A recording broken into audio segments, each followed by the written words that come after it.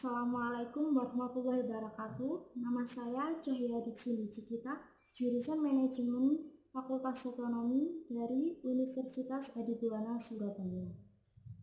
Oke, dalam video ini saya akan menjelaskan tentang MSDM dalam pengukuran kelelahan dan kebosanan kerja. Jadi tonton video ini sampai habis ya, semoga bermanfaat.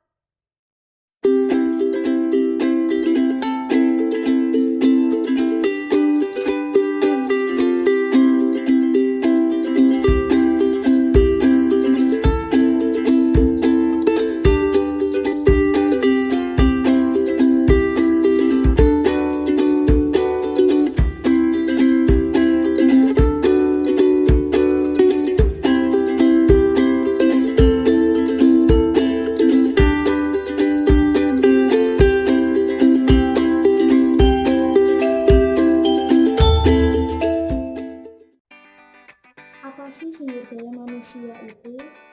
Dan apa sih manajemen sumber daya manusia atau MSDM?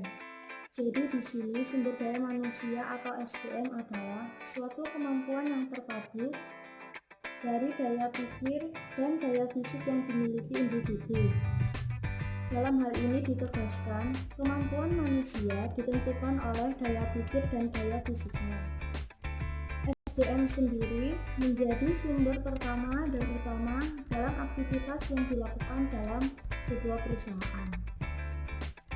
Dalam aktivitas ini, meskipun peralatan yang handal atau canggih, tanpa peran aktif sebuah SDM tidak berarti apapun, sebab pada dasarnya peralatan-peralatan canggih tersebut juga dibuat oleh manusia.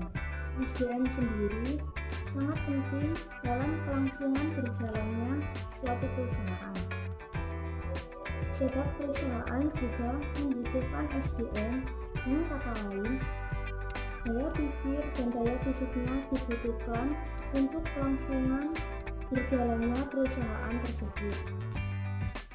Sedangkan untuk MSDM sendiri atau manajemen sumber daya manusia adalah suatu fungsi dalam sebuah perusahaan atau organisasi yang memfokuskan pada kegiatan rekrutmen, pengelolaan, dan pengarahan untuk orang-orang yang bekerja dalam perusahaan tersebut.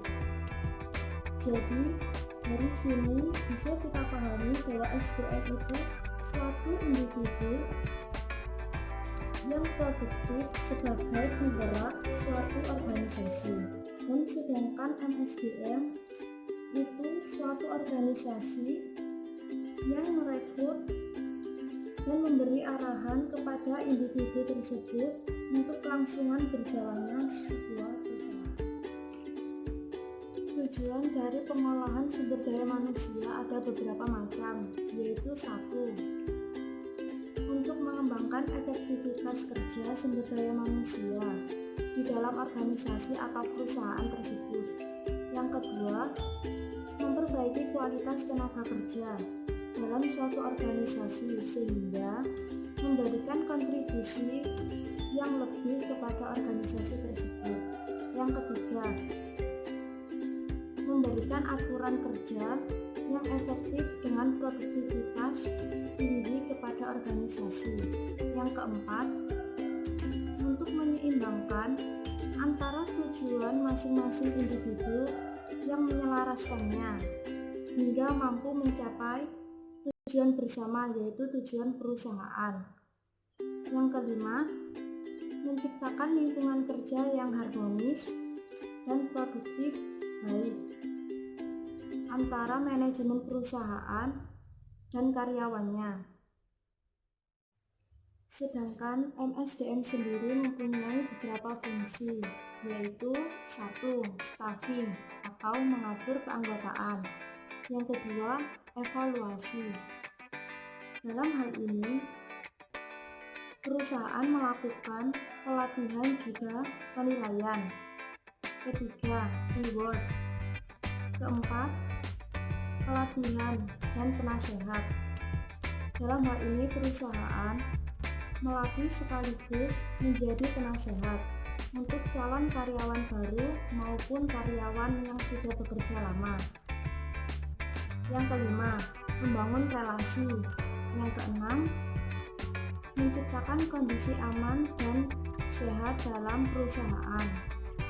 Yang ketujuh, sebagai mencari solusi dari masalah-masalah yang terjadi di dalam perusahaan. Yang kedelapan, pengintegrasian ialah menyatukan kepentingan perusahaan dengan kebutuhan karyawan. Yang kesembilan, pemberhentian. Di sini perusahaan melakukan PHK terhadap karyawan yang bermasalah atau mengakhiri kontraknya. Pengukuran kelelahan dan kebosanan kerja. Kelelahan kerja adalah suatu kondisi yang memiliki tanda berkurangnya kapasitas yang dimiliki seseorang untuk bekerja dan mengurangi efisiensi prestasi, dan biasanya hal ini disertai dengan perasaan letih dan lemah. Dari sini bisa dipahami bahwa seseorang merasa lemah karena daya tahan tubuh seseorang menurun, sehingga menyebabkan kelelahan dalam bekerja. Dalam hal ini, kelelahan kerja mempunyai beberapa faktor penyebabnya, yaitu 1. Sifat pekerjaan yang monoton. Kedua, intensitas kerja dan ketahanan kerja mental fisik yang tinggi. Ketiga, yaitu cuaca ruang kerja, seperti pencahayaan dan kebersihan lingkungan kerja. Keempat, yaitu faktor psikologis seperti rasa tanggung jawab, ketegangan, dan konflik-konflik yang ada. Kelima, yaitu penyakit seperti rasa kesakitan saat bekerja dan kondisi gizi seorang karyawan.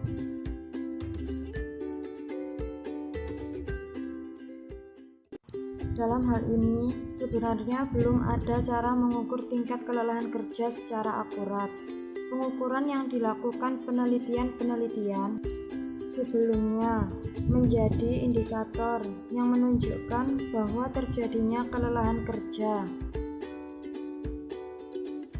Tetapi di sini ada metode penelitian pengukuran kelelahan kerja menurut Tarwaka tahun 2014. Metode pengukuran tingkat kelelahan kerja menurut Tarwaka tahun 2014. 1. Metode kualitas dan kuantitas. Kualitas dan kuantitas kerja dalam metode ini, kualitas output digambarkan sebagai suatu jumlah proses kerja atau proses operasi yang dilakukan setiap unit waktu. Jumlah proses kerja yang dimaksudkan adalah setiap unit waktu yang digunakan dalam setiap item. Namun demikian banyak faktor yang harus dipertimbangkan seperti target produksi, faktor sosial, dan perilaku psikologis dalam kerja. Kemudian untuk kualitas diperoleh dari menilai jumlah kesalahan,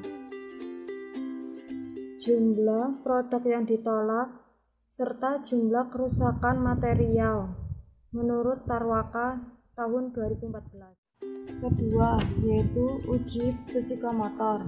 Metode ini menggunakan fungsi persepsi, interpretasi, dan reaksi motorik.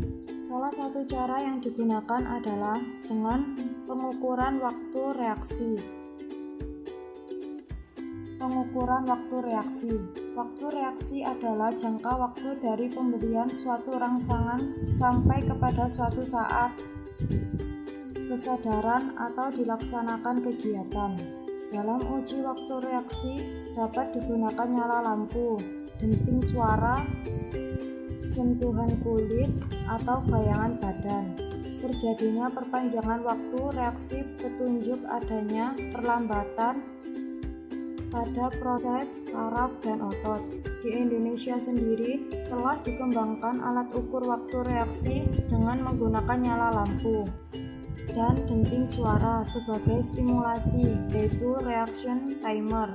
Dalam penelitian ini menggunakan alat reaction timer agar hasil pengukuran tingkat kelelahan terhadap responden bernilai kuantitatif. Dalam hal ini, ada berbagai cara untuk mengatasi kelelahan kerja. Cara mengatasi kelelahan kerja menurut Budiono tahun 2003, yaitu 1. Memperkenalkan perubahan pada rancangan produk. Kedua, merubah metode kerja menjadi lebih efisien dan efektif. Dengan begitu, karyawan tidak akan kelelahan kerja. Ketiga, menerapkan penggunaan peralatan dan piranti kerja yang memenuhi standar ergonomik. Keempat, menjadwalkan waktu istirahat yang cukup bagi seorang tenaga kerja. Dengan begitu, karyawan tidak akan merasa kelelahan dalam bekerja. Kelima, menciptakan suasana lingkungan kerja yang sehat, aman, dan nyaman bagi tenaga kerja.